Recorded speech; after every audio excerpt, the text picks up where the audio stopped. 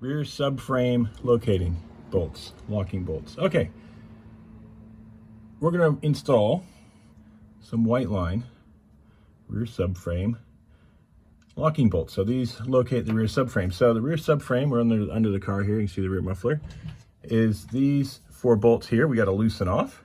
Same, and there's 2 on the other side. And then we just put this bolt in here, crank it down to 90 newton meters, retighten these to 90 newton meters, and it's done. And that removes a lot of the slop from the rear, the whole rear subframe where the diff and all the rear suspension's mounted to. So not a hard job. It's just yeah, one tool, and so we need a torque wrench and a 17 mil socket on there, and the Whiteline nuts are 19s. So that's all we're gonna need. Alright, we'll start by loosening off the rear subframe, I guess.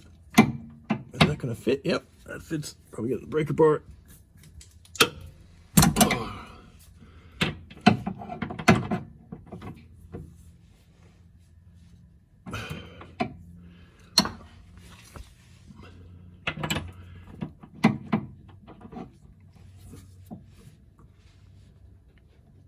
This is when we wish we had an impact.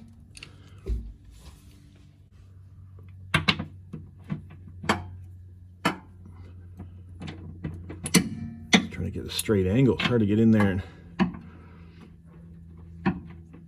get it with the extension.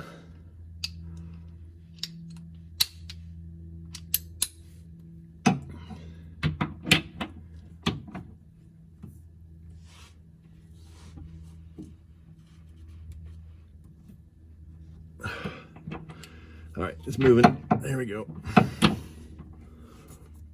Slowly. There we go. They're in there. 90 newton meters are pretty tight, so. Okay, we'll loosen these all up, and then we'll check back when we're ready to put that other bolt in, the new Whiteline bolt.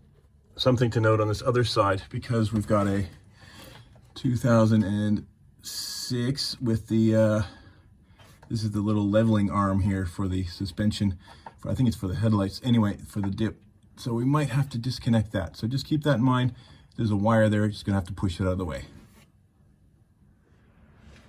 So with all the subframe bolts loosened now, so they're just loose, we're going to put these in. So we're going to put them in, and these put them in until they crank them to 90 newton meters, but basically until they bottom out is what it says. So it'll start, is that cross threaded? Started.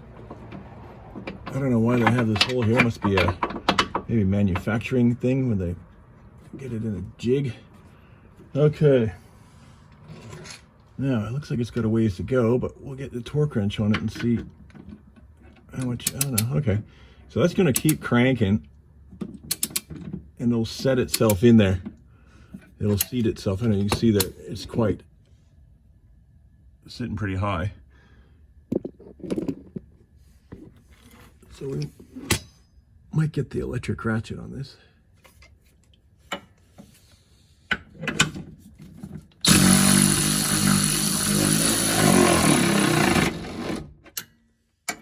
All right, that's as far as we can go with that. Now it's back to crank it in with some leverage, the torque wrench, I guess.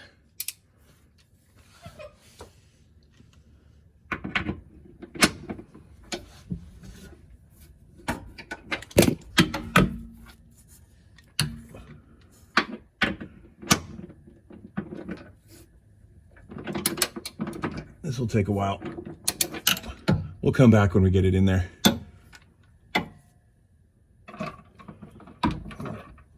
It's pretty well in there. There we go. 90. Okay, now we got to put the 17 mil back on, and we'll torque down these other ones to 90. Now they're just kind of loosen right off. There we go.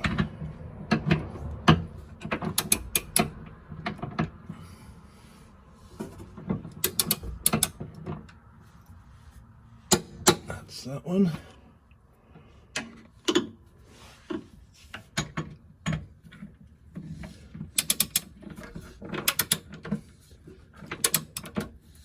So yeah, so what, just to reiterate there, we put in both subframe bolts. There we go. And then now we're torquing down the, well, we put down separate locking bolts, and now we're torquing down the 4 factory rubber mounted ones. So that's it. You might have moved your subframe. You should always probably get your alignment checked after, but I don't think this moved too much. I can't see any massive amount of movement, but that should really lock down the back end from wiggling around, because it's just hanging from rubber bushings otherwise. They say that you kind of get a bit more noise vehicle harshness, but yeah, we don't mind, and most guys have a WRX on a burbly exhaust anyway, so no big deal. So all right, we're done that one. Pretty quick job. And yeah, Whiteline, nice simple Whiteline kit just to firm up the back end.